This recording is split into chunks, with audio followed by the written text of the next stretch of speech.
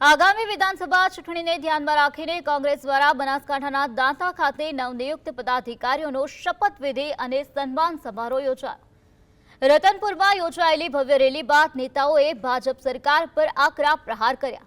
રાજ્યમાં દારૂના વેપલા અને ભ્રષ્ટાચાર સામે ઉગ્ર વિરોધ નોંધાવતા કોંગ્રેસ નેતાઓએ આગામી સમયમાં જન આંદોલન છેડવાની અને જનતા રેડ કરવાની ચીમકી ઉચ્ચારી। આ કાર્યક્રમમાં પ્રદેશ કોંગ્રેસ અધ્યક્ષ અને સાંસદ ગેનીબેન ઠાકોર સહિતના દિગ્ગજ નેતાઓ ઉપસ્થિત રહ્યા। સમગ્ર રાજ્યની અંદર કોંગ્રેસ પાર્ટી ગામ વાઇઝ સર્વે કરાવશે।